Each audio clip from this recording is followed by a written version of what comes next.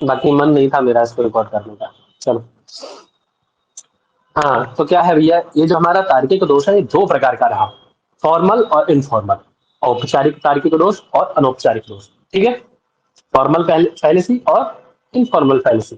ठीक है, नाम तक कोई दिक्कत, इसके समझने में नाम आ गया एकदम, नाम समझने में आ गया, समझ लो आपका 50% काम पूरा हो गया। यदि आप नाम समझ गए, नाम का अर्थ समझ गए इसके, तो 50% काम आपका पूरा हो गया। यहाँ तक क्लियर? नाम तक, जी क्लियर है। नाम में कोई दिक्कत? नाम तक क्लियर? नहीं। नहीं नहीं। चलिए, है ना। अब जब हमारा, देखिए हमने पहले भी चर्चा की थी, यदि तर्क सही होगा, सुष्ठु तर्क होगा, है ना, अच्छा तर्क होगा, सुदृढ़ तर्क होगा, तो हम अपने स्थल तक पहुंच सकते हैं। तब हम कोई भी निष्कर्ष निकाल सकते हैं तर्क देकर के। अब मान लीजिए ऊट पटांग तर्क करेंगे आप, आपका तर्क यदि ये है कि भैया, मैं कहूँ कि भाई जो शासनाग, लांगोला, ककोदा इत्यादि वाली जो होती है वो गाय होती है। अब आप कहो, यदि आपका तर्क ये है कि शासना क्या है, ककुद क्या है, खुर क्या है, विषाण क्या है, ये तर्क है, तो आप समझ सकते हैं। तब मैं कहूंगा कि शासना ऐसे कहते हैं, है ना, ककुद ऐसे कहते हैं, खुर ऐसे कहते हैं, विषाण ऐसे कहते हैं। ये तो अच्छे अच्छे तर्क हुए आपके, तो तर्क हुए। लेकिन यदि आपके तर्क ये है कि इसको शासना क्यों कहते हैं, अच्छा इसको शासना क्यों नहीं कहते, तो ये तर्क कैसे होते हैं? ये तर्क युक्त तर्क नहीं होते। ठीक है, ये तर्क युक्त तर्क हाँ। नहीं होते, यही नहीं पहले से होते। कहलाती है ना, यही दोष कहलाते हैं। ठीक है, इसको हम लोग इसकी परिभाषा में भी आगे पढ़ेंगे, है ना, जब इसकी तो परिभाषा पढ़ेंगे तो ये तर्क नहीं होते। ठीक है, मैं आपका 50% काम यही पूरा किए दे रहा हूँ ताकि आपको परिभाषा में ज्यादा मेहनत ना लगे। तो ये तर्क नहीं होते, ये तो तर्क में दोष ही होता है। मान लो कोई व्यक्ति बाल की खाल खींचने वाला, एक वास्तविक तर्क करने वाले होते हैं, कुतर्की बोलते हैं जिन्हें समाज में। हम लोग क्या बोलते हैं, हम लोग समाज में जिन्हें बोलते हैं ना, ये बहुत कुतर्की। कुतर्की है ना। हाँ हाँ। बोले तर्क करे तो जवाब दो भी, कुतर्की व्यक्ति है बहुत। किसी ने पूछा, बोले अच्छा ये मूर्ति है, इसमें आपका भगवान रहता है, चलिए मान लिया मैंने भगवान रहता है। अभी आके वो तर्क है, बोले इसी में भगवान क्यों रहता है, आप उत्तर दे देंगे। बोले अच्छा ठीक है, उसने जमीन से ईंट उठाई, बोले इसमें भगवान क्यों नहीं रहता है, वो कुतर्क कर रहा है, उसका मतलब है झगड़ा करना केवल, है ना। हाँ इसका मतलब एकदम तर्क झगड़ा। से वहां नहीं है। तो क्या है भैया, तो ये दो प्रकार से आपके दोष होते हैं। ठीक है, फॉर्मल फैलेसी और इनफॉर्मल फैलेसी, औपचारिक दोष और अनौपचारिक दोष। ठीक है, जब भी ये किसी तर्क में आ जाएंगे, या तो फॉर्मल फैलेसी हो जाए अथवा इनफॉर्मल फैलेसी, किसी भी तर्क में ये आ जाएगी, ये दोनों में से कोई भी फैलेसी अगर तर्क में आ जाती है आपके में, तो आप किसी भी निष्कर्ष तक, किसी भी कंक्लूजन तक नहीं पहुंच सकते। ठीक है, जी। यहाँ तक क्लियर? हाँ। इन दोषों के आने पर आप तर्क किसी भी निष्कर्ष तक नहीं पहुंच पाएंगे, अर्थात बीच में ही आप घूमते रह जाएंगे। ठीक है, वही बात है, एक जी। क्रम चल रहा है ऊपर से कि पहले क्या किए, सुधी उपास्य किए, फिर रिको णची लगाए, फिर नानचिशा लगाए, है ना, ऐसे करके सूत्र लगाते जा रहे हैं। अब आपने पहले ही पूछ लिया कि सर हाँ णची क्यों लगा, आकाश सवर्ण दीर्घा क्यों नहीं लग गया, फिर आकाश सवर्ण दीर्घा समझाया, फिर अच्छा सर आधगुना क्यों नहीं लग गया यहाँ पे। अब वहीं आप यदि प्रश्न करते रह गए यहीं पे, तो आगे शुद्धि उपास्य बना पाएंगे? इसमें तो क्लियर भी नहीं तो पहुंच होगा ना। पाएंगे, नहीं पहुंच पाएंगे। आप बेशक करते रहिए उसको, नहीं। क्लियर में क्लियर करते रहिए, इतना क्लियर होगा कि वो पहुंच ही नहीं पाएंगे आप, है ना। तो आगे का जो ज्ञान है वो मिलेगा ही नहीं। इसी को क्या कहते हैं, तार्किक। अभी कैसे हो सकते हैं, तो वही मैं बताऊंगा अभी आपको परिभाषा में। ये चीज दिमाग में रखिएगा अभी इसको, जैसे उन्होंने प्रश्न किया अभी सरला जी ने, ये प्रश्नों को दिमाग में रखिएगा। ठीक है, क्योंकि इसकी परिभाषा में ये चीजें आने वाली है अभी, है ना। चलिए, हम्म। इतना क्लियर, यहाँ तक आगे चलूँ वैसे। जी भैया। जी।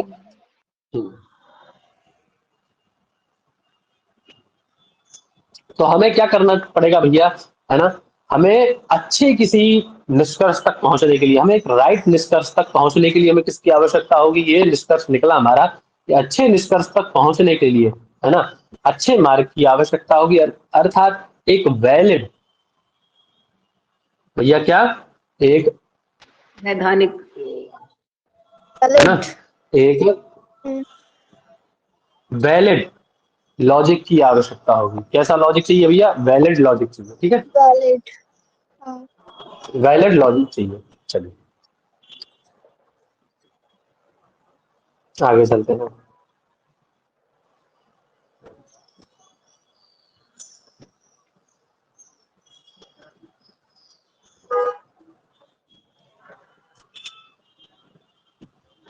अब देखिए 3 पॉइंट मैं लिखूंगा, इन 3 पॉइंट को आप लोग आत्मसात करेंगे एकदम। क्या करेंगे? तीनों पॉइंट को आत्मसात करेंगे। Point number 1,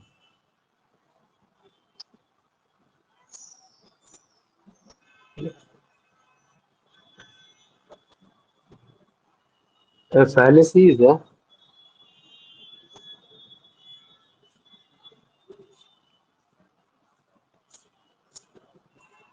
defect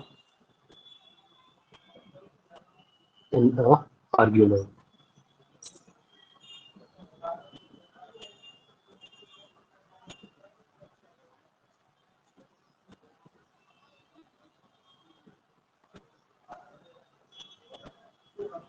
which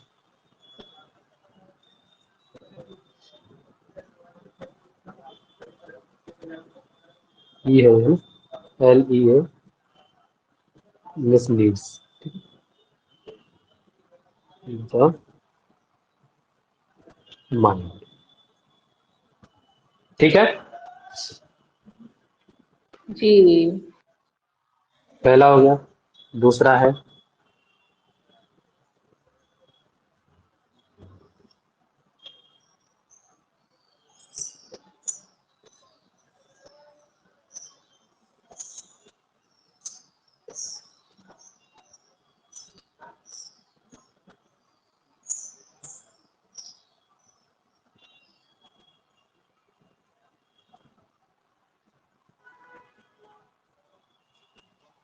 intentional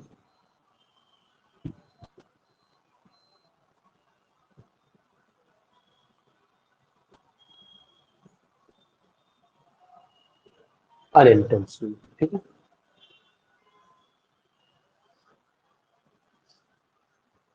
चौथा है, सॉरी तीसरा है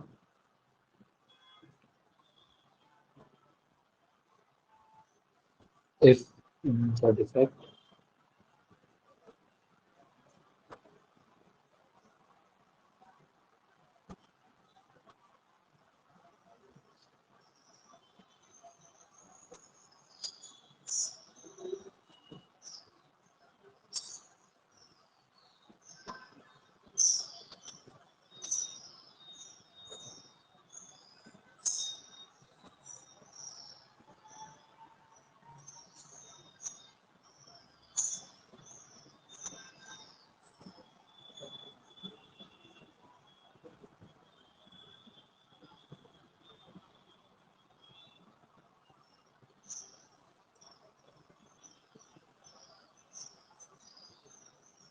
सर ये wisdom के बाद वाला क्या है?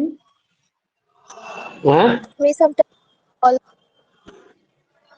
टाइम से we sometime call it a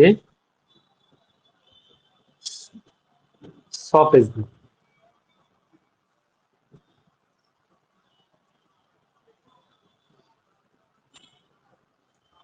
sophism मतलब परिष्कृत करना। ठीक है,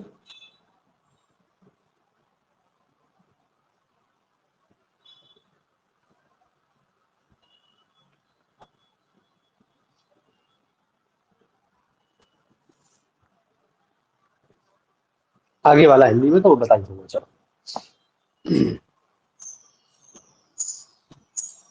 चलिए लिख लिए सभी लोग, चले आगे, अब शुरू करें इसको। जी। हम्म, हम्म। अभी देखिए क्या कहना चाह रहे हैं। फैलेसी मतलब वही आपका पुराना राग दोष। दोष।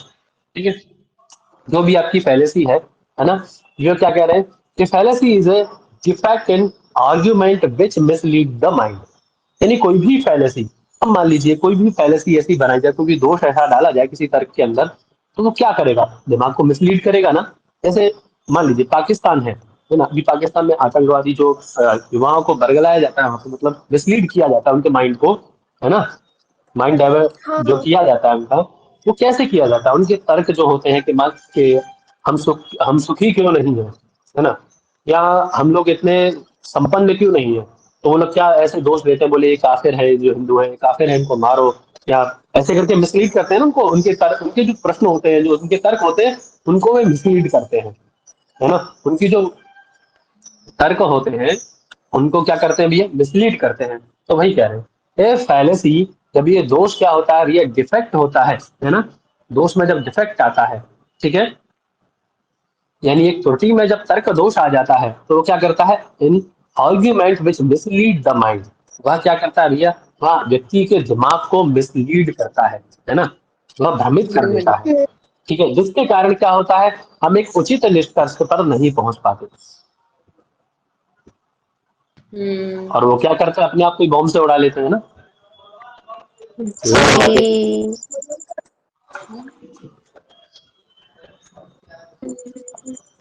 और भी उदाहरण इसके मिल सकते हैं बहुत सारे, देखेंगे तो लोक में बहुत सारे उदाहरण हैं, ठीक है।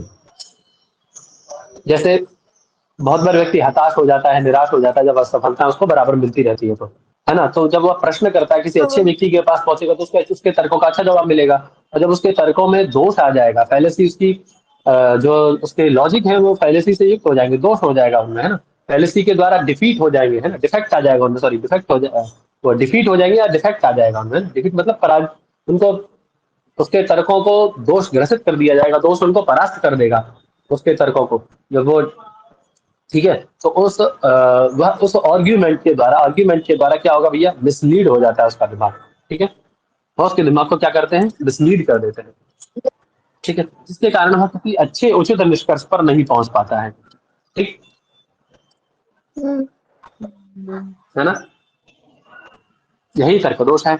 एंड द डिफेक्ट, और ये क्या करता है भैया, एंड द डिफेक्ट में बी इंटेंशनल, और ये डिफेक्ट जो होगा, है ना, ये जो डिफेक्ट आप देंगे, है ना, ये जो डिफेक्ट होगा, ये डिफेक्ट कैसा होगा, मे बी इंटेंशनल और अनइंटेंशनल, है ना। ये कैसा हो सकता है भैया, इंटेंशनल भी हो सकता है ना, आप जानबूझ के भी कर सकते हैं ऐसा, किसी को मिसलीड करने के लिए, मिसगाइड करने के लिए, ठीक है ना, उसको जानबूझ करके भी किया जा सकता है ना, और अनइंटेंशनल मतलब आपके अनजाने में भी हो सकता है ना। मान लीजिए जैसे अभी कोई प्रश्न आता है ना, आप मुझसे उसका उत्तर पूछेंगे, है?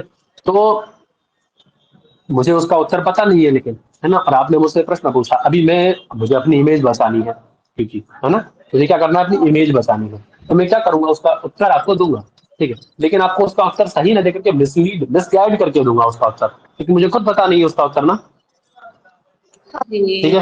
तो क्या हुआ, आपने तर्क किया, है ना, आपने तर्क किया, लेकिन मैंने क्या कर दिया, उसमें फैलेसी कर दी, उसमें दोष दे दिया उसमें मैंने, है ना, उसको डिफेक्ट कर दिया उसको।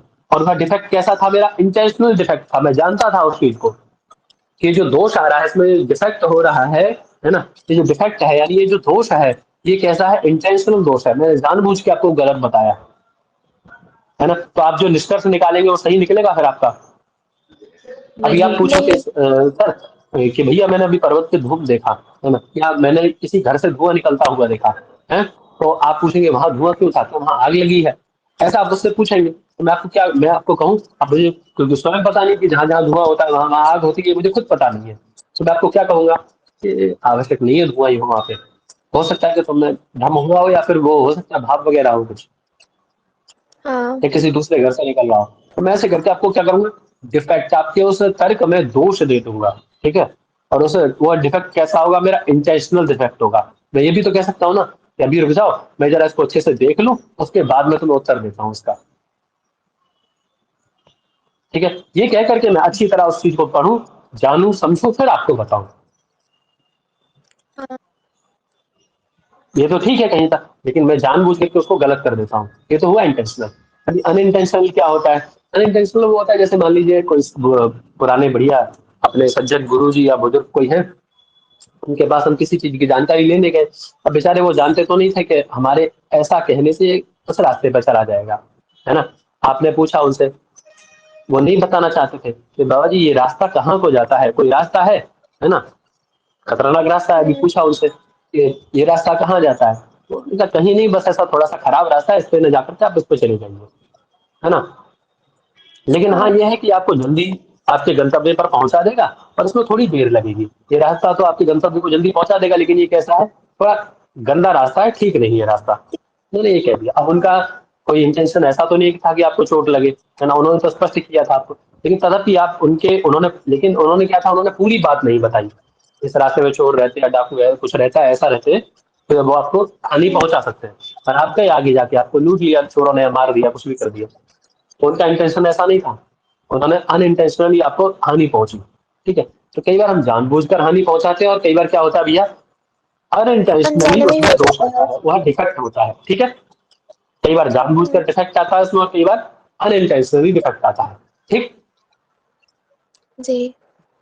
है ना। अब वो अनइंटेंशनल और इंटेंशनल हो सकता है सामने वाले से हो या आपसे हो। जैसे मान लीजिए, अब अभी वही सरला जी वाला उदाहरण ले लेते, कोयणसी वाला। अब आप चाहते तो नहीं थे कि आप क्या चाहते थे कि मैं अच्छी तरह कोयणसी को समझो, फिर अनुशिचा को अच्छी तरह समझो। आप तो ये चाहते थे, आपकी आपकी इंटेंशन वो तो नहीं थी कि मैं शुद्ध विपा से सिद्ध ही ना कर पाऊं। अभी मैं पूछूं आपसे कि यदि आपको व्याकरण पढ़ना हो शुरू से, तो आप क्या चाहेंगे, तो आप ये सोचेंगे कि मैं फटाफट जल्दी से पढ़ जाऊं, यानी एक दिन में शुद्ध विपा से पढ़ूं, एक दिन में फिर और सूत्र पढ़ूं, ऐसे करके 5-5 6 सूत्र का टारगेट आप बनाएंगे पढ़ने के लिए, कि कम से कम 5-5 6 सूत्र तो हो ही मेरे, फटाफट से पढ़ने वाला टारगेट रखेंगे। लेकिन अभी क्या हुआ, मैंने जैसे शुरू किया कि एकः इति षष्ठ्यंतम, है ना। अब आपने पूछा कि सर षष्ठ्यंतम कैसे है, षष्ठ्यंतम क्या होगा, ये षष्ठ्यंतम कैसे बनेगा, है ना। एकः क्यों कहा आपने, यणः क्यों कहा, एकः यणः दिखते तो सिमिलर है दोनों, एक षष्ठ्यंत है, एक ऐसा कैसे है, एक प्रथमांत कैसे है। बोले अच्छी में ई की मात्रा लग गई तो सप्तम यंत्र कैसे हो गया ये, कोई अणिची मुझे लग रहा है कि एक दिन चल जाएगा पूरा। अब आपकी इंटेंशन तो वो नहीं थी कि आप कोई अणिची को एक दिन तक चलाते रहें, इंटेंशन आपकी यही नहीं थी, आप ये नहीं चाहते थे। लेकिन क्या हुआ, अनइंटेंशनली आपने उसको एक दिन चलवा लिया पूरा, न चाहते हुए भी, अनजाने में आपसे गलती हुई, है ना। ये दोष आ गया, डिफेक्ट आ गया उसमें। तो आप अपने उस तर्क के कारण, वह तर्क नहीं हुआ, वह क्या हो गया, तर्क दोष, है ना, वह फैलेसी हुई आपकी, उस फैलेसी के कारण आप अपनी, उस फैलेसी के कारण क्या हुआ कि आगे नहीं पढ़ पाए,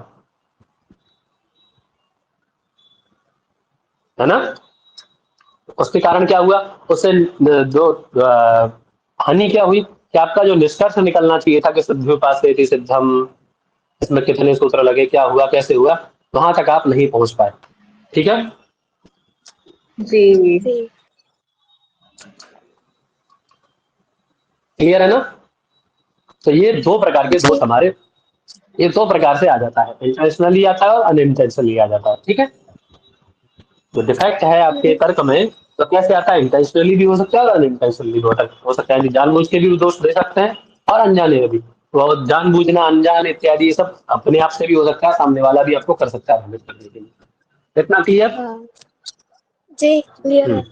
तो अभी क्या कह रहे हैं, इफ द डिफेक्ट, ये डिफेक्ट यानी ये जो दोष है ना, इज द इंटेंशनल, यदि ये दोष कैसा है, इफ द मतलब यदि ये दोष कैसा है भैया, इंटेंशनल है ना, जानबूझकर दिया गया है, तो उसका क्या किया जा सकता है, बी सम टाइम, हम उसका कभी क्या कर सकते हैं, कभी कभार उसका क्या कर सकते हैं भैया, सॉपिज्म, सॉपिज्म मतलब उसका परिष्कार कर सकते हैं, है ना, कॉल इट ए सॉपिज्म। जी। इसका हम क्या कर सकते हैं, कभी कभी इसको परिष्कृत कर सकते हैं ना, परिष्कार। इसका परिष्कार करते हैं, है ना, यानी इसको सुधार सकते हैं अपनी गलती को। यदि वह दोष जानबूझकर आया है तो हम उसको कहेंगे अगले दिन, मान लो आज मैंने गलत बता दिया आपको, अगले दिन कहूंगा यार ठीक नहीं किया मैंने, अंतरात्मा थोड़ी सी कचोटेगी, तो मैं अगले दिन आपसे कहूंगा कल जो मैंने बताया था वो ठीक नहीं था, थोड़ा इसको सुधार लो, जी। है ना।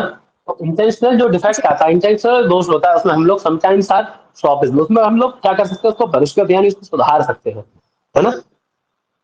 ठीक है, जी। जी। जी। कितना क्लियर सबको, एकदम यहाँ तक एकदम क्लियर है, 3 पॉइंट एकदम क्लियर। हाँ हाँ। सबको। किसी को कोई दिक्कत हो तो हाथ उठा के कह सकता है भैया राधे राधे। नहीं क्लियर है। सबको राधे राधे। जी। चलिए, जी राधे राधे। चलिए राधे राधे। अभी बस आप लोग 2 मिनट वेट करेंगे क्या? 2 मिनट में आता हूँ अभी मैं। हाँ जी, इतना समझ में आ गया सबको एकदम अच्छे से?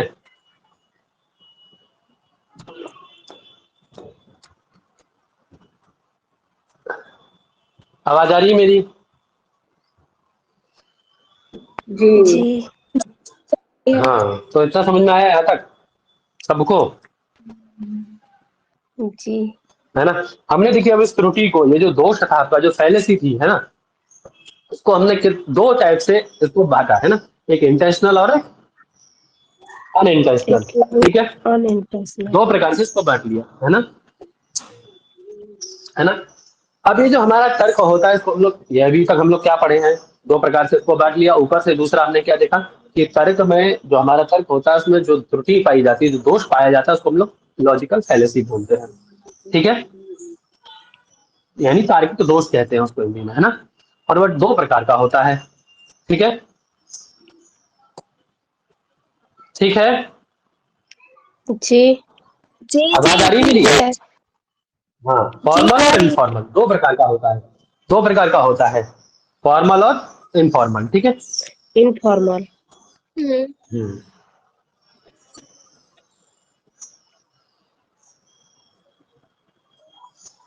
अब देखिए क्या कह रहे हैं, फॉर्मल को और इनफॉर्मल को थोड़ा सा समझिए। फॉर्मल क्या है, इनफॉर्मल क्या है?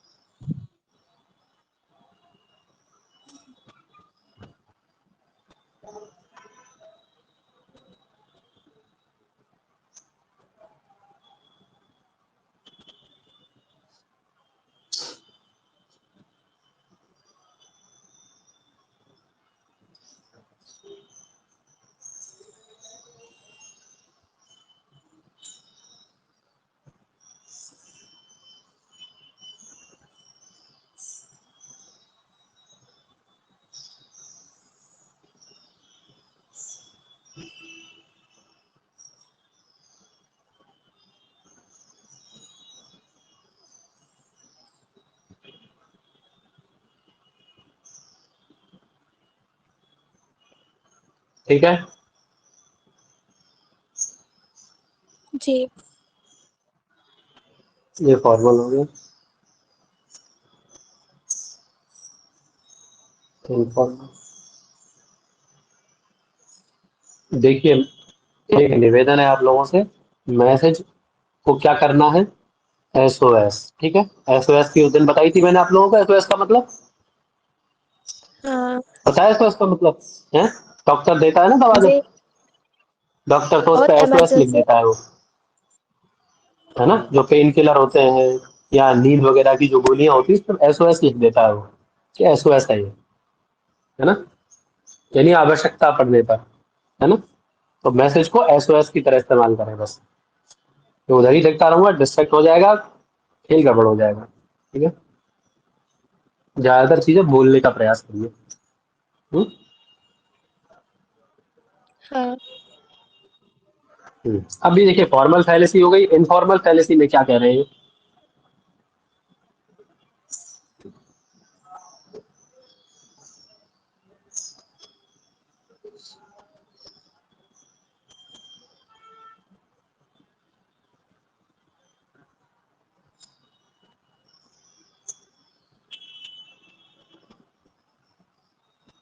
उसका मतलब अभी समझेंगे, अब उसका घबराई का मतलब अभी समझेंगे मतलब उसका, है ना। जी, पर ये इस ए है या फिर इस एज है? कौन सा? It's a. कौन सा कह रहे हैं आप, समझ नहीं पा रहा हूँ मैं। दोनों में ही जी इस ताकि ए है। इनफॉर्मल में।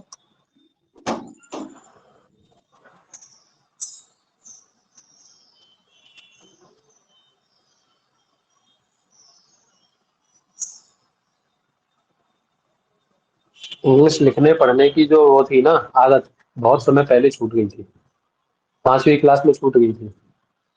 उसके बाद से बहुत ही कम अवसर हुए जब इंग्लिश लिखना पढ़ना आया, है ना, मतलब आवश्यकता हुई इंग्लिश लिखने की या पढ़ने की, है ना।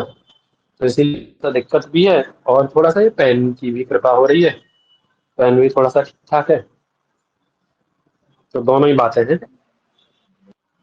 कोई नहीं, आवाज आ मिल रही है मेरी सकता है सही से? पेन से। जी जी आ रही है। आवाज। और आज में भी सब आ रहा है।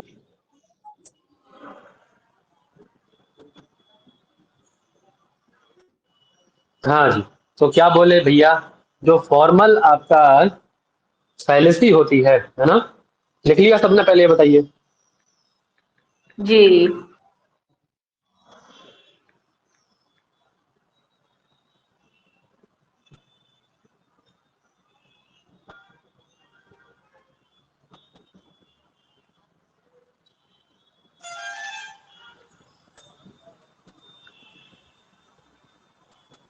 आवाज नहीं आ बोल रहे हैं क्या? हाँ जी, आवाज आ रही है मेरी? हाँ अब आई।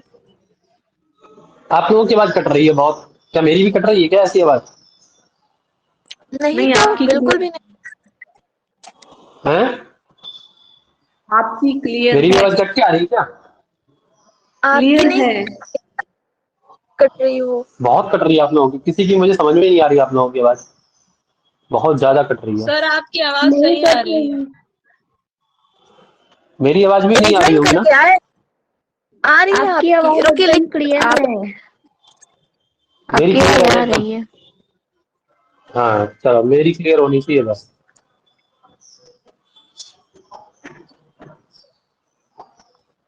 चलिए, लेकिन एक संप्रेषण दोष है ना, ये क्या खाली मेरी आवाज क्लियर है आप लोगों की क्लियर नहीं है, तो संप्रेषण में दोष आएगा ना, वन संप्रेषण वे में हो दोष जाएगा। आएगा। आएगा। हम्म, टेक्निकल चलिए तो क्या करें भैया। हाँ हाँ, तो क्या कह रहे हैं भैया, formal is a structural error. Formal क्या है भैया, एक स्ट्रक्चरल एरर है, स्ट्रक्चर मतलब एरर। संरचनात्मक, है ना, संरचनात्मक दोष है, एरर मतलब दोष है, त्रुटि है, ठीक है, जी। त्रुटि लिखते ज्यादा अच्छा रहेगा। क्या है भैया, संरचनात्मक त्रुटि है, कौन, फॉर्मल फैलेसी, ठीक है ना, जो क्या करती है भैया, इन अ डिडक्टिव आर्ग्यूमेंट, और ये क्या करती है भैया, डिडक्टिव आर्गुमेंट। ये डिडक्टिव मतलब निगमन। जो आपके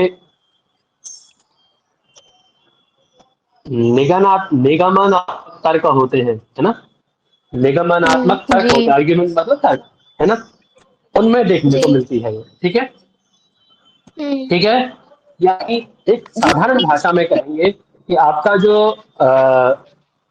लॉजिक है ना, लॉजिक, जो आप लॉजिक देंगे, है ना, जो लॉजिक का सोर्स होगा, क्या होगा भैया, लॉजिक का जो सोर्स होगा, ठीक है ना, या जो उसका स्ट्रक्चर होगा, क्या होगा उसका, स्ट्रक्चर। स्ट्रक्चर। ठीक है ना, जब डिडक्टिव होगा, डिडक्टिव मतलब निगमनात्मक होगा, निगमनात्मक। ठीक है, का अर्थ भी बता। जब लॉजिक का जो सोर्स होगा वह, है ना, सोर्स या फिर स्ट्रक्चर जब निगमनात्मक होगा, है ना, तो उसमें जी। क्या होगा भैया, कोई एरर। स्ट्रक्चर फॉर्मल फैलेसीज होंगे, फॉर्मल से। है ना, निगमनात्मक होगा जी। तो उसमें क्या होगा, फॉर्मल फैलेसीज होंगे, फॉर्मल फॉर्मल फैलेसी। फैलेसी। गुणात्मक है ना, का जो है फॉर्मल फैलेसीज होंगे, आप ठीक है, बता दीजिए। है ना, जब जो जी। आपका लॉजिक है, जो आपका तर्क है ना, उसका जो सोर्स होगा जिसके द्वारा वह प्राप्त हो रहा है, अथवा जो उसका स्ट्रक्चर होगा जिस पर वह बेस्ड है, जो उसका बेस होगा, है ना, जो उसका बेस होगा, उस बेस में, है ना, जब उसका लॉजिक का जो सोर्स सोर्स या उसका जो स्ट्रक्चर, उसका बेस जब निगमनात्मक होगा यानी डिडक्टिव होगा, है ना, डिडक्टिव आर्ग्यूमेंट होगा, निगमनात्मक तर्क होगा, तो उसमें क्या होगा, फॉर्मल फैलेसीज होंगी, ठीक है, उसमें कौन सी फैलेसीज हो जाएंगी, फॉर्मल फैलेसीज आती है उसमें, फॉर्मल। ठीक है, जी। है ना? ठीक है। ठीक है। और जब क्या होगा भैया, जब सबस्टेंटिव मतलब जब किसी वाक्य में मुख्य त्रुटि होगी, है ना? क्या होगा? मुख्य त्रुटि होगी, मुख्य ठीक है, त्रुटि। प्रमुख त्रुटि होगी, ठीक है, तो उसको हम लोग क्या कहेंगे, है ना? इन और क्या होगा भैया, सी और और वह किस पर बेस होगा? इंडक्टिव आर्ग्यूमेंट पे बेस होगा। इंडक्टिव। ये किस पर बेस होता है? निगमनात्मक, है ना? ये किस पर बेस होता है? हाँ, निगमनात्मक तर्क पे। और ये किस पर बेस्ड होगा? इंडक्टिव आर्ग्यूमेंट पे। अभी आगमनात्मक। घबराइएगा मत, समझ में ना आए तो भागना नहीं है, घबराना नहीं है, ठीक है, समझ में आएगा, उसकी गारंटी जी मेरी है समझाने की, सर ठीक है। एक लाइन में इतना इतना समझ में आया, ये बताइए। जी जी जी आया, जी अच्छे से आया मुझे। अब मैं जब अभी कह रही है सरला जी निगमनात्मक समझ में नहीं आया, अब ये बताइए मुझे, जब मैं कह रहा था आपसे कि पहले पहले इंडक्टिव डिडक्टिव बता दूं या क्या बता दूं पहले? आपने बोला था पहले फॉर्मल इनफॉर्मल बता दो। इसका शाब्दिक हैं? इसका आगमनात्मक, आगमनात्मक। नहीं समझ में आ रहा, नहीं समझ में आ रहा आप लोग क्या कह रहे हैं, मुझे बिल्कुल कुछ समझ में नहीं आ रहा, बहुत आवाज कट रही है आप लोगों की। जी कोई नहीं, आप बताते जाइए। हम्म, तो क्या कह रहे हैं भैया? ये समझ में आया ना? कितना समझ में आ गया ना? ये एक लाइन का जी समझ में आया जी कि जब हमारी, जी है ना, जी आ जब गया। कोई जब संरचनात्मक त्रुटि होगी कोई, है ना, यानी संरचनात्मक मतलब उसकी संरचना में, उसके स्ट्रक्चर में, उसके बेस में कोई गड़बड़ी आती है ना, उसके जो उसका एक बनावट कह स्ट्रक्चर बना सकते हैं हुआ इसको। है, है ना, उसके स्ट्रक्चर में कोई गड़बड़ी आती है ना, तो क्या होगी भैया? फॉर्मल फैलेसी होगी, ठीक हम्म है ना? या फिर उसका जो सोर्स और स्ट्रक्चर है यदि निगमनात्मक होगा, डिडक्टिव होगा, ठीक है ना, तो फॉर्मल फैलेसी होगी। क्लियर है? इतना जी क्लियर है? जी इतना क्लियर है?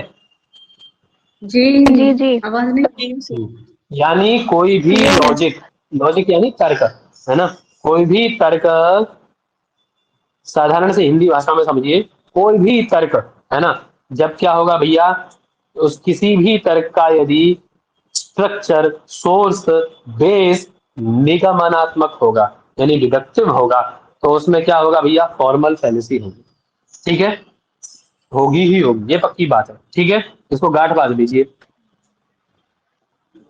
हम्म है ना? बांध ली। हाँ हाँ, ठीक है। अर्थात जो आपका डिडक्टिव लॉजिक है, क्या है भैया? डिडक्टिव आर्ग्यूमेंट है ना? इस डिडक्टिव आर्ग्यूमेंट के जो लॉजिक, जो सोर्स होंगे, स्ट्रक्चर होंगे, है ना, उनमें कौन दोष आएगा, कौन सा एरर आएगा?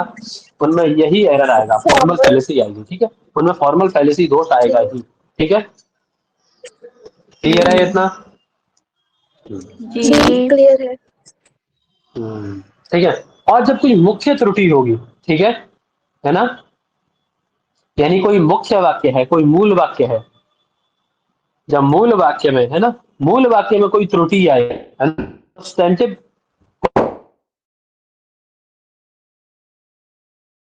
आवाज नहीं आ रही है। नहीं आ रही अभी।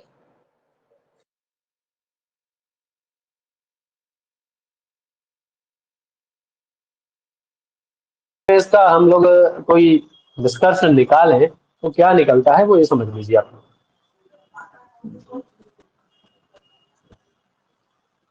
आपका सबसे पहले लॉजिक को लेना है, लॉजिक को लेकर के हम लोग कार्य कर रहे हैं, तर्क को लेकर के, ठीक है, तर्क को लेकर के हम लोग कार्य कर रहे हैं, तर्क को वैध बनाना है, जी अवैध बनाना है, ठीक है, उसके तर्क के आधार पर हम लोग अपने निष्कर्ष को वैध और अवैध बनाते हैं। तर्क देते हैं कोई भी, ठीक है, एक तर्क देंगे, दो तर्क देंगे, उनके आधार पर हम लोग क्या करते हैं भैया? अपने निष्कर्ष कोई को भी कंक्लूजन। वैध या अवैध सिद्ध करते हैं, ठीक है, निष्कर्ष वैध है अथवा अवैध है, यही एक प्रक्रिया है उसकी, है ना? अब ये क्या कहना चाह रहे हैं यहाँ पे? ये कहना चाह रहे हैं कि जब आपका जो तर्क है निगमनात्मक होगा, डिडक्टिव होगा, ठीक है, क्या होगा जी भैया? जब आपका जी तर्क जो है डिडक्टिव होगा, है ना, तो उसमें कौन दोष आएगा? इंस्ट्रक्शनल दोष आएगा। संरचनात्मक त्रुटि जब आपके निगमनात्मक दोष में आ जाएगी, कैसी त्रुटि आ जाएगी?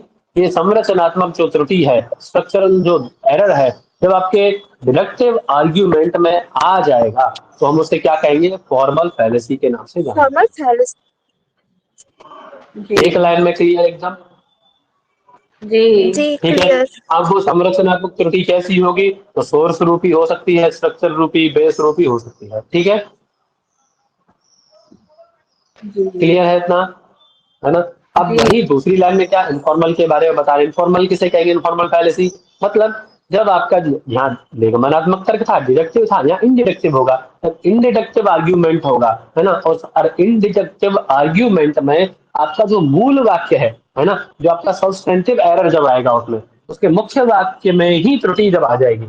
ठीक है है ना? हम्म, उसका जो मेन पॉइंट है, जी उस मेन पॉइंट में ही जब दोष आ जाएगा, कोई त्रुटि आ जाएगी, ठीक है, तो हम लोग उसको क्या कहेंगे? इनफॉर्मल फैलेसी कहेंगे।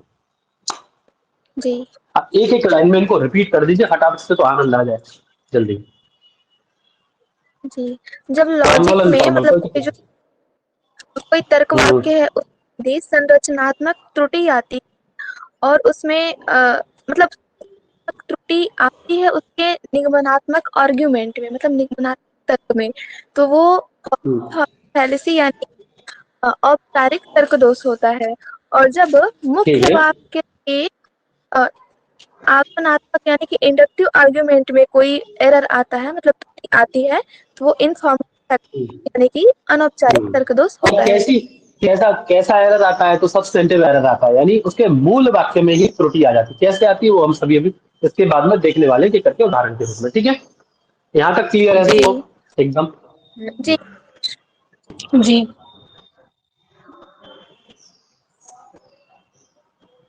सर भूल गई। हम्म, आ रही है। वो स्क्रीनशॉट ले लिया था मैंने, दोबारा लिखना ना पड़े इसीलिए स्क्रीनशॉट शेयर किया था पहले। हम्म, चलिए,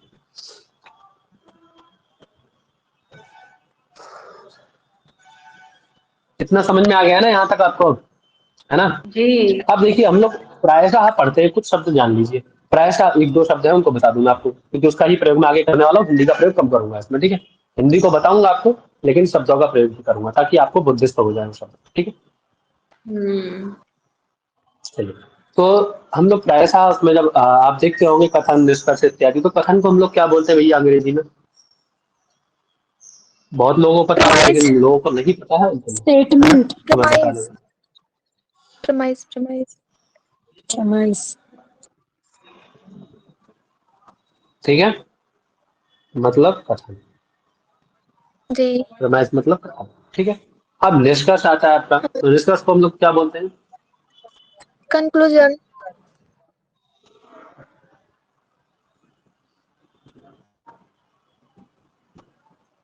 ठीक है, ये निष्कर्ष होगा आपका। स्पेलिंग मिस्टेक हो तो बता दीजिएगा कहीं पे, है ना? ठीक है, अब हमारे कोई भी जब हम निष्कर्ष निकालते हैं, तो आपने देखा होगा दो कथन होते हैं, है ना, और एक उसका निष्कर्ष निकालना होता है ना?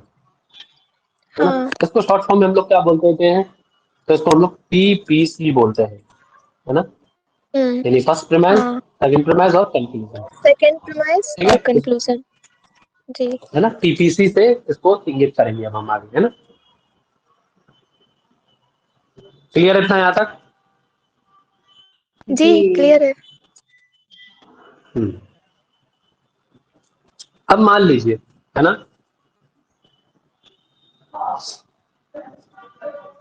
एक पंक्ति लिख रहा हूँ, उसको भी आप लोग थोड़ा सा उस पर प्रकाश डालिए, ध्यान दीजिए उस पर, है ना, गौर फरमाइएगा।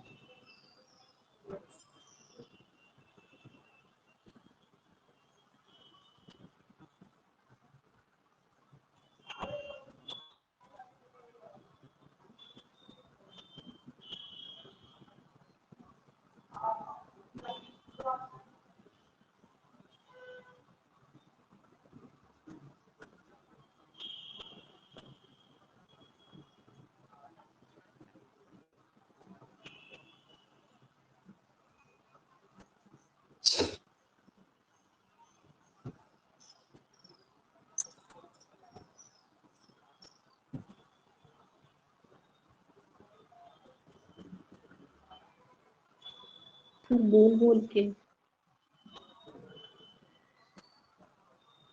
कोई कुछ कह रहे हैं क्या? वो कह रही है बोल बोल के लिखिए, शायद ऐसा। अच्छा, when thinking about the evidence supporting the conclusion, we must think about है ability three,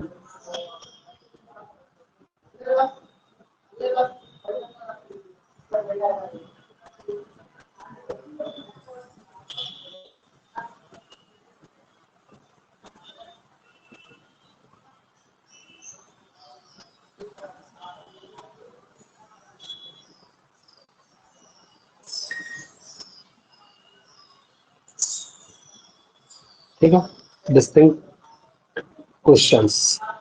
ठीक है, समझिए इसका मतलब क्या है अभी।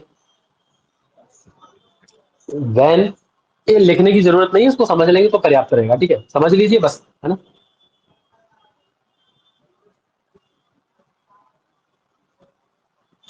समझ लीजिए, पर्याप्त रहेगा। ठीक है, क्या कह रहे हैं? when thinking ji. about evidence, ठीक है, जब हम किसी एविडेंस मतलब किसी साक्ष्य के बारे में, ठीक है, जब हम क्या करते हैं भैया, थिंक माने सोचते हैं, अबाउट यानी साक्ष्य के विषय में, है ना। अब जब किसी साक्ष्य के विषय में हम लोग सोचते हैं, है ना, तो उसके हमें क्या चाहिए भैया, जो निष्कर्ष है आपका कंक्लूजन है ना, जो निष्कर्ष है आपका कंक्लूजन है ना। इंग्लिश से डर लगता है, इसीलिए मैं इतना सरल लेकर के चल रहा हूँ उसको, बहुत ही सरल, है ना। दो तीन जगह के नोट्स देखे, तब जाकर के उनमें से जो निष्कर्ष निकला वो निकाल के लाया हूँ। ठीक है, उसको मतलब कम से कम समझिए कि इस 4 पेज के नोट्स के लिए कम से कम नहीं तो 4 घंटे बैठना पड़ा था। 4 घंटे बैठ के चार चार पेज लिखेगा कि क्या लिखना चाहिए, क्या मतलब एकदम करेक्ट रहेगा, जो अच्छे से समझ में आएगा, है ना, जल्दी पकड़ने में आएगा।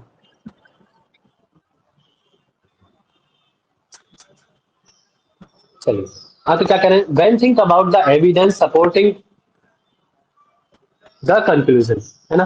जब हम किसी भी निष्कर्ष या किसी उसके बारे में सोचते हैं तो हमें उसके लिए क्या चाहिएगा भैया, सपोर्टिंग एविडेंस चाहिए होता है। क्या चाहिए होता है भैया, उसका समर्थन करने वाला साक्ष्य चाहिए होता है किसी भी निष्कर्ष को निकालने के लिए, है ना। मैं कहूं कि हाँ। गाय दूध देती है ना, मैंने निष्कर्ष निकाला कि गाय दूध देती है ना। अब मुझे उसका सपोर्ट हम्म। करने के लिए कोई एविडेंस चाहिए ना, कोई साक्ष्य चाहिए ना, कोई सपोर्टिंग एविडेंस होगा ना जो मेरी सहायता करेगा, है ना। जी। तो उस निष्कर्ष को सपोर्ट करने वाला कोई साक्ष्य तो होगा ना। When we think about conclusion, जब हम निष्कर्ष के बारे में सोचते हैं तो हमें क्या पहले किसके बारे में सोचना होगा, अबाउट सपोर्टिंग एविडेंस, है ना। तो हमें उसके सहायक साक्ष्यों के बारे में सोचना होगा निष्कर्ष के बारे में सोचने से पहले। ठीक है, इतना लाइन क्लियर है? जी। यहाँ से आगे गाड़ी चल सकती है, यहाँ तक क्लियर लाइन। हम्म। और जब हम उसके बारे में सोचते हैं, we must think about 3 distinct questions, है ना। यानी उसके बाद हमें क्या करना होगा, उस जो हमारा सपोर्टिंग एविडेंस है ना, उसकी अलग अलग भैया 3 प्रश्नों को समझना होगा पहले। क्या समझना होगा, है ना, वी मस्ट तीन थिंक प्रश्न। अबाउट 3 क्वेश्चंस, है ना। और उससे पहले हमें 3 प्रश्नों पर विचार करना होगा। वो 3 प्रश्न कैसे होंगे, अलग अलग होंगे, डिस्टिंक्ट होंगे, एक दूसरे से अलग अलग। ठीक है, जी। क्लियर है? जी। हाँ, क्लियर है। अब वो 3 क्वेश्चंस हैं क्या, वो हम लोग समझेंगे अभी आगे। यहाँ तक क्लियर चले, यहाँ से अभी। जी। देखो, हो सकता है कि आपको मतलब मैं कंपेयर वंपेयर क्या ही करेंगे अभी, है ना। हो सकता है कि कहीं भी आपको अच्छा पढ़ा मिल सकता है, कहीं भी मिल सकता है ना। और वो अपनी तभी आप उसमें स्वतंत्र हैं, है ना। अच्छा होगा कि मुझसे बाहर हटेगा अलग से यदि आप पढ़ते हैं उसको, है ना। लेकिन कुछ लोगों का ऐसा वो था, अनुरोध था कि आप पढ़ाइए, रीजन था कुछ लोगों का, तो उसके ऊपर ये मैं कार्य कर रहा हूँ, ठीक है। एक जिम्मेदारी थी, उस जिम्मेदारी को लेकर के चल रहा था, जी ठीक है। तो जिम्मेदारी एक दायित्व है, उसको पूर्ण कर रहा हूँ बस। कितना कर पाता हूँ ये बात अलग है ना। जो जिम्मा लिया था वो लगभग मेरा पूरा हो चुका है, उससे अतिरिक्त ये दायित्व निर्वहन कर रहा हूँ, अतिरिक्त ही जी जी है ना। बिल्कुल। आप देखिए, जब मैंने सबसे पहला लेख लिखा था, सबसे पहले जो लिखा था, जो आप लोग शेयर कर रहे थे प्रायशः लोगों को रिजॉइन कराने के लिए, है ना। तो उसमें देखिए आप हाँ स्पष्ट जो तारीख है उसमें क्या लिखा हुआ है, उसमें कुछ ग्रंथ लिखे हुए हैं। हाँ, कुछ उसमें ये कठिन नहीं लिखा कि 25 ग्रंथ। कोड की पूरी तैयारी कराऊंगा, ये कहीं नहीं लिखा है उसमें कि जी 25 कोड की पूरी तैयारी कराऊंगा। उसमें लिखा था बस कुछ मुख्य ग्रंथ है उनको तैयार कराना है। लेकिन आप लोगों से एक स्नेह है, एक लगाव ऐसा होता चल रहा है कि जिसके कारण पूरा ये रहा सब, है ना। जी बस हम लोग अच्छे भगवान हैं, बाकी विश्वनाथ तो आप लोगों पर बस कृपा बनाए रखें, आप लोग अच्छे करें सब लोग, है ना। बस कोशिश हाँ, है। आप देखिए क्या कहना चाह रहे हैं। इन्होंने क्या कहा कि 3 क्वेश्चंस हैं, अर्थात यहाँ निर्णय क्या निकला हमारा। निर्णय ये निकला कि यदि आप लॉजिकल फैलेसीज को समझना चाहते हैं, क्या समझना चाहते हैं भैया, लॉजिकल लॉजिकल फैलेसीज को समझना चाहते हैं, है ना। फैलेसीज को समझना चाहते हैं तो आपको क्या करना होगा, उसको पहचानने के लिए लॉजिकल फैलेसीज, ये जो बहरूपिया है आपका, है ना, भेदभाव जैसा ही बहरूपिया है, ये राक्षस है ना। इसको पहचानने के लिए आपको क्या करना होगा, कालनेमी नाम का राक्षस है, पहचानने के लिए आपको क्या करना होगा भैया, इसको पहचानने के लिए आपको इन 3 टर्म्स को याद रखना होगा, ठीक है। 3 कंडीशंस को याद रखना होगा। वो कंडीशंस कौन सी तो हम लोग इसके बारे में चर्चा करेंगे। पहली कंडीशन क्या है भैया, पर्याप्तता, है ना। ऐसा ही दोबारा करेंगे,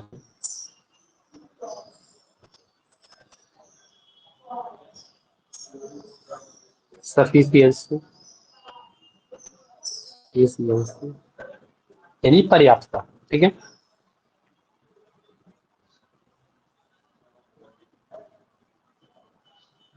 इज द देयर, है ना, इज देयर इनफ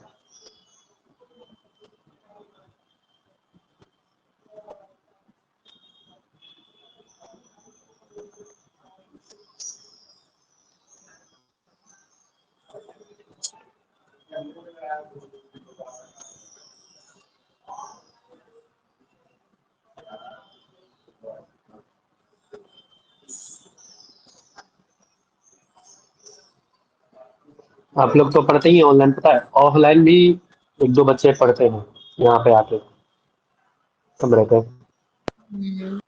अभी एक लड़का आया, वो बोला वो आचार्य प्रथम वर्ष कर रहा है यहाँ पे BHU से, तो यहाँ काफी अच्छे अच्छे विद्वानों से पढ़ा है।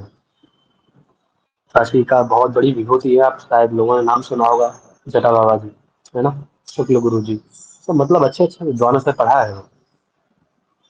बोला भैया सिद्धांत मैंने पढ़ लिया है, शेखर मनोरमा भी पढ़ा है, अभी मैं JRF की तैयारी करना हूँ, आपका सानिध्य चाहता हूँ उसमें। तो किसी वैसे व्यक्ति को पढ़ाना एक आसान हो सकता है ना। जी लेकिन अब जो पढ़ा हुआ है उसको कैसे पढ़ाएंगे बताइए। उसको तो आप घुमा भी नहीं सकते ना कि ऐसे करके ऐसे हो जाएगा, कैसे हो जाएगा जी भाई, वो जी भी पढ़ा हुआ है, कैसे घुमा दोगे उसको। यहाँ नहीं चल रहा अभी, कैसे करें।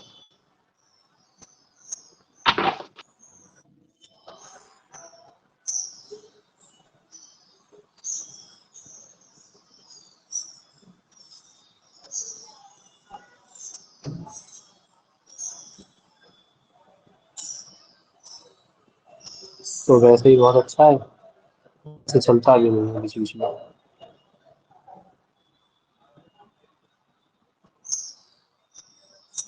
रिलीवेंट, ठीक है, RELEVENT,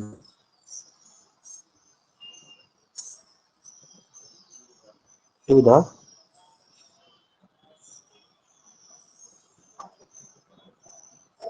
कंक्लूजन। कंक्लूजन।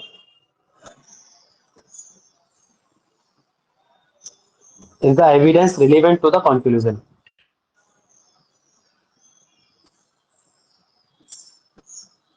तीसरा क्या है भैया?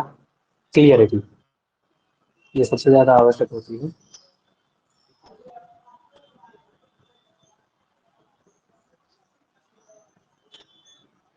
रिलेवेंट यानी साक्ष्य ही हो जाएंगे क्या, या फिर क्या बोल रहे हैं? संगत होगा। अच्छा, नहीं समझ में आ रहा है आप लोग क्या बोल रहे हैं।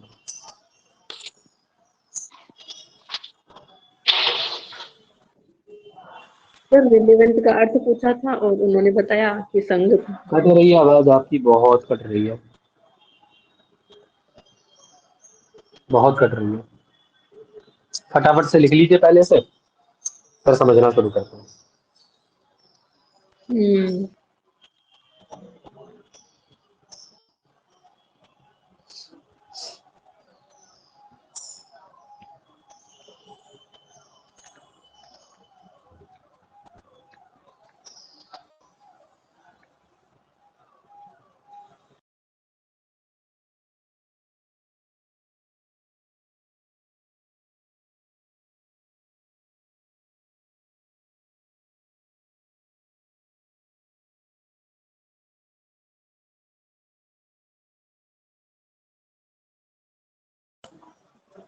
लिख लिया भैया सबने? जी हो गया। हाँ, देखिए, सफिशियंसी माने पर्याप्तता। सफिशियंसी माने पर्याप्तता। ठीक है, अर्थात is there enough evidence to make the conclusion, यानी आपके निष्कर्ष को सिद्ध करने के लिए आपके पास पर्याप्त एविडेंस होने चाहिए। ठीक है, जी जी है ना? अर्थात आपका जो एविडेंस है वह पर्याप्त होना चाहिए, इनफ होना चाहिए। किसको करने के लिए? कंक्लूजन को सिद्ध करने के लिए, निष्कर्ष को सिद्ध करने के लिए। सिद्ध करने के लिए। ठीक है, आप जो एविडेंस दे रहे हैं, जो कथन कह रहे हैं आप, जो आपके कथन है, वह क्या होने चाहिए? पर्याप्त होने चाहिए। क्लियर है इतना?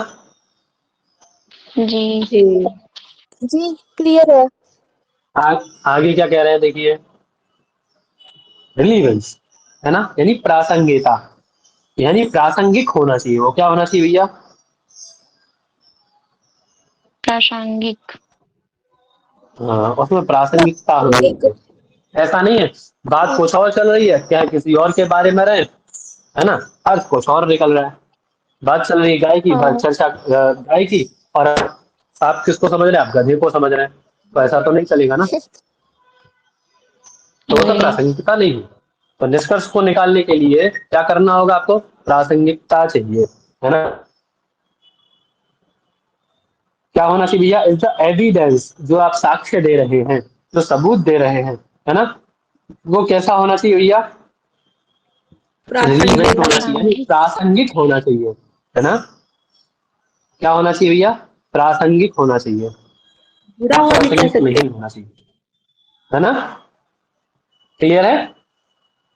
जी जी सर, संबंधित भी कह सकते हैं क्या?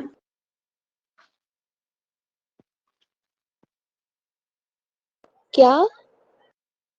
मतलब जुड़ा हुआ, संबंधित उससे, ऐसे नहीं कह सकते क्या समझने के लिए? बिल्कुल बिल्कुल वही समझ के चलो। वही मतलब है, वही मतलब है। आवाज आ रही है भैया? जी आ रही भैया। है आवाज। हम्म। तो क्या है? वह प्रासंगिक होना चाहिए। जो आप एविडेंस दे रहे हैं वो कैसा होना चाहिए? प्रासंगिक होना चाहिए, टू द कंक्लूजन। साक्ष्य के प्रति कैसा होना चाहिए? प्रासंगिक होना चाहिए। ठीक है, जी हाँ, यानी जो भी आप तर्क देंगे, जो आप कथन कहेंगे, है ना, जो आपके प्रीमाइज हैं, है ना, क्या है भैया, जो आपके प्रीमाइज हैं, वो एक दूसरे से रिलीवेंट होने चाहिए, प्रासंगिक होने चाहिए, अलग अलग नहीं होने चाहिए। ठीक है, क्लियर है? जी जी जी क्लियर। जी है ना। क्यों? क्योंकि यदि एक प्रमाण गलत होगा, कोई भी एक तर्क गलत हो जाता है, तो आपका जो कंक्लूजन है, जो निष्कर्ष है, वह भी गलत हो जाएगा। ठीक है, वह भी संदिग्ध हो जाएगा। ठीक है, क्लियर है इतना? जी जी क्लियर है। हाँ, आगे क्या कह रहे हैं, उसमें क्लियरिटी होनी चाहिए, यानी स्पष्टता होनी चाहिए। जो आपका तर्क है वह कैसा होना चाहिए भैया, स्पष्ट होना चाहिए। ठीक है, स्पष्ट होना कैसा होना चाहिए। चाहिए, हाँ स्पष्ट स्पष्ट होना होना चाहिए। चाहिए।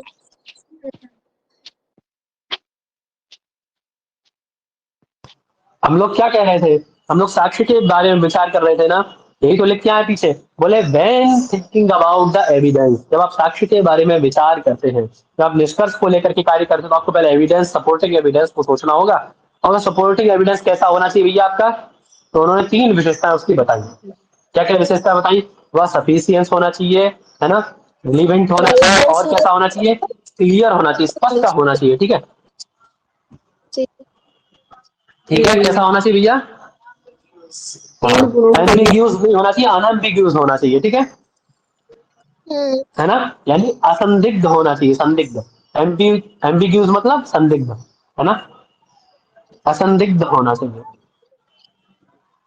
कोई भी शंका ना हो उसमें, स्पष्ट होना चाहिए। ठीक है, हम्म क्लियर है?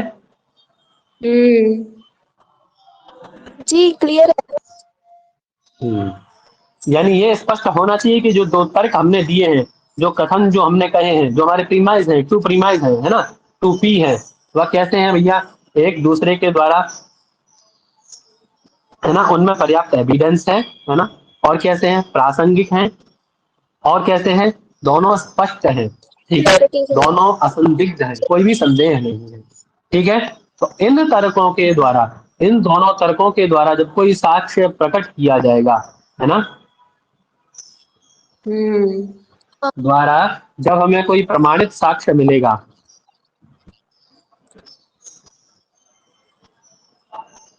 ठीक है, प्राप्त होगा, है ना, तो वही सही होगा। ठीक है, जी है ना, जी जी क्लियर है इतना? जी क्लियर है। आगे चले अभी। हाँ जी बहुत बड़ा है ये, मतलब फॉर्मल फैलेसी, इनफॉर्मल फैलेसी, मतलब अच्छी खासी है। 2 दिन चले इस पे पाठ, ऐसा है, चलाएंगे कल भी, चलिए अभी कोई जितना चल नहीं। जाता है उतना देखते थे आगे।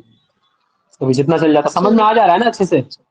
अभी तो ऐसा लग हाँ रहा जी होगा पता नहीं अभी क्या चल। लिखवा रहे हैं, अभी अरे तो ऐसा नहीं लग रहा होगा अभी पता नहीं क्या क्या समझ लिखवाए में दे रहे हैं, क्या क्या बताए दे रहे हैं, है ना, जी बोरिंग नहीं हो रहा आ होगा। रहा है समझ में।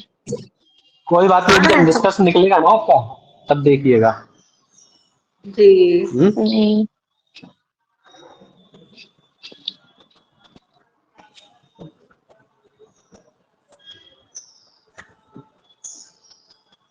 चलिए क्या कह रहे हैं आगे देखिए, यहाँ तक क्लियर है ना?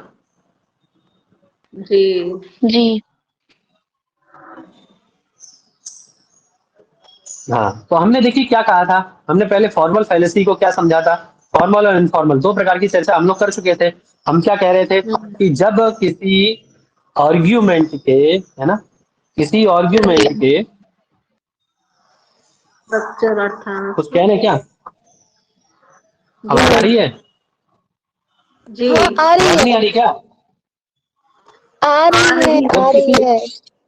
हाँ, जब किसी आर्ग्यूमेंट के, है ना, किस समय भैया, स्ट्रक्चरल, कोई स्ट्रक्चरल एरर आता है, उसके स्ट्रक्चर में कोई एरर आता है, कोई उसकी संरचना में एरर आता है ना, तो हम लोग उसको क्या कहते हैं, फॉर्मल फैलेसी हाँ कहते हैं, हम लोग पहले पढ़ चुके थे। हाँ, ठीक है ना, हम्म तो वही कह रहे हैं, जब किसी आर्ग्यूमेंट के, है ना, आर्ग्यूमेंट मतलब किसी लॉजिक के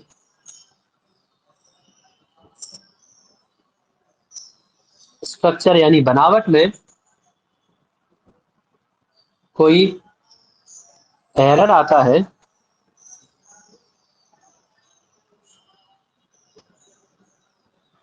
ना, अब यहाँ देखिए स्ट्रक्चर में ही नहीं होगा, स्ट्रक्चर से आप कोई फॉर्म भी ले सकते हैं, किसी के फॉर्म में आ जाती है कोई, है ना, कोई फॉर्म में दिक्कत आती ठीक है ना, या उसके अरेंजमेंट में कोई दिक्कत आती है, जी जी जी।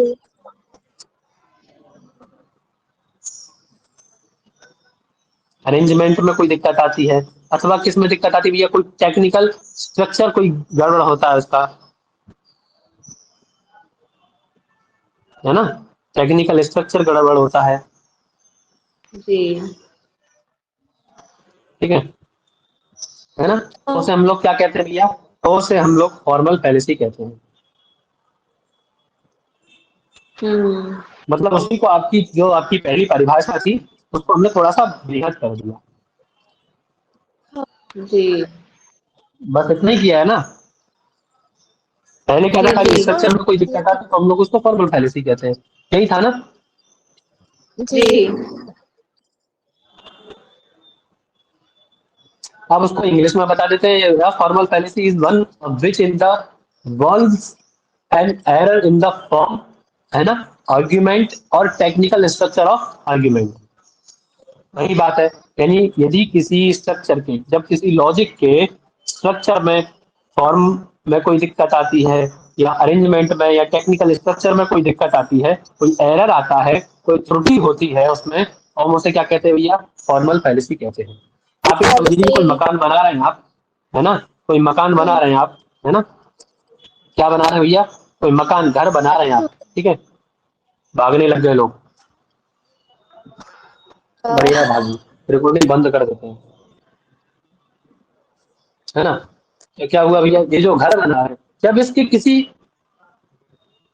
हिस्से में कोई दिक्कत आने लग जाएगी, ठीक है, एक स्ट्रक्चर है इसका, ठीक है, जैसे पहले नींव भरेंगे, पिलर खड़े करेंगे, ठीक है, दीवार उस पे ईंटें चिनवाएंगे, है ना, उसमें कोई दिक्कत यदि आ जाती है, उस स्ट्रक्चर में कोई दिक्कत आ जाती है, ठीक है, टेक्निकल स्ट्रक्चर में दिक्कत आती है, उसके अरेंजमेंट करने में, सीमेंट इत्यादि कहाँ से लाएंगे, इसमें कोई दिक्कत आती है, तो हम उसको क्या कहते हैं, फॉर्मल फैलेसी कहते हैं, ठीक है, जी। क्लियर है। जी जी क्लियर। अब इसमें क्या कहते हैं, इसमें ये कह रहे हैं कि यहाँ जो आपका लॉजिक है, ये याद रखने वाली चीजें है ना,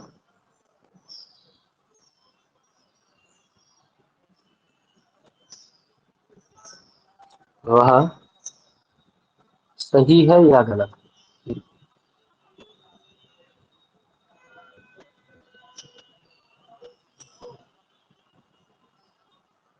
इससे कोई फर्क नहीं पड़ता,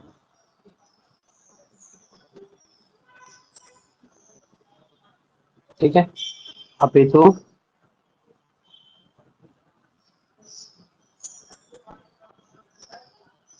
आपका कॉन्फ्यूजन, सर दिख नहीं रहा है आप कहाँ लिख रहे हैं। स्क्रीन नहीं दिख रही क्या किसी को, स्क्रीन दिख रही है स्क्रीन पर दिख रही आप है पर पहली लाइन यहाँ कैसे। पे लिखा है, बस ये है, आर्गुमेंट नहीं दिख रहा है कि क्या लिख रहा है, मुझे लगा मुझे ही वो हाँ, लिखा हुआ है। दिख नहीं रहा किसी को क्या, नहीं दिख रहा है। अभी दिखा, नहीं। नहीं। बस आवाज आई तो लग रहा है कुछ। नहीं दिख रहा बिल्कुल भी, जो पहले का लिखा है ना वो दिख रहा है, जैसे आप इसको थोड़ा सा विस्तार करके बताइए, अब वो दिख रहा है, बाकी उसके नहीं। टेक्निकल और स्ट्रक्चर यहाँ तक दिख रहा है बस, बाकी कुछ नहीं। जी एक मिनट, यही दिक्कत आ जाती है बस हमको। जी ये संप्रेषण दोष। हम्म,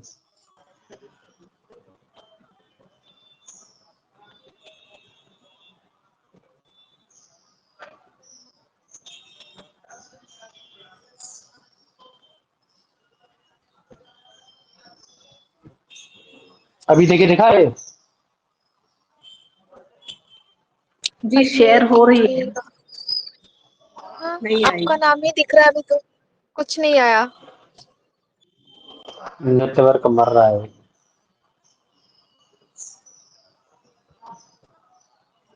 रिजॉइन हो कहता हूँ, वेट करो।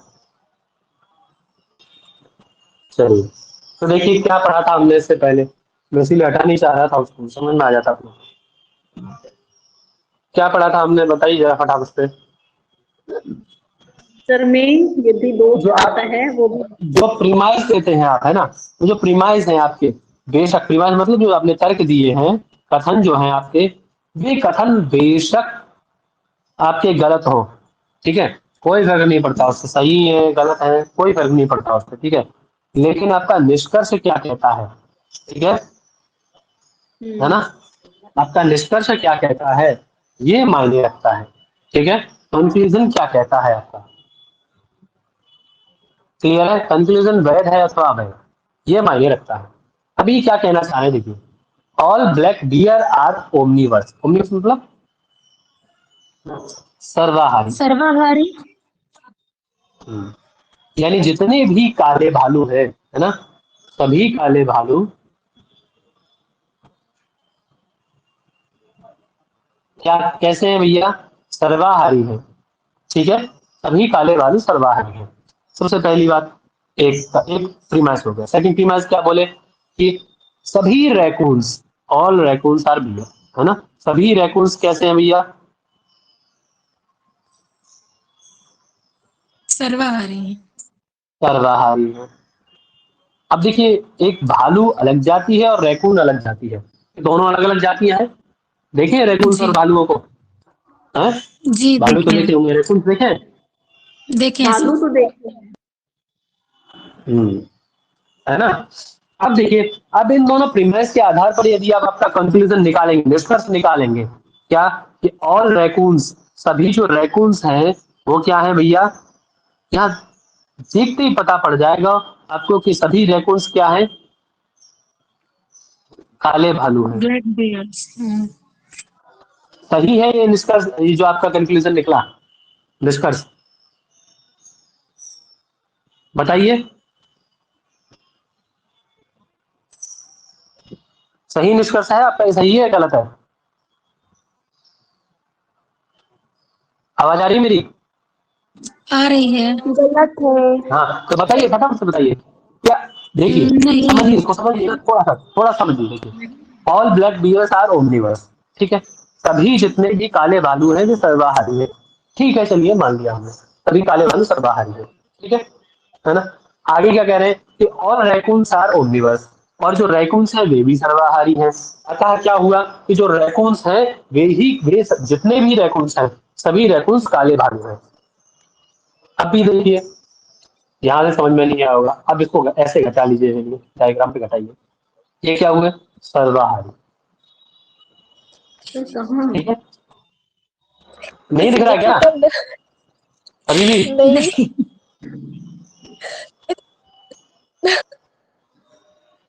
है नहीं डायग्राम दिख रहा नहीं है, आया।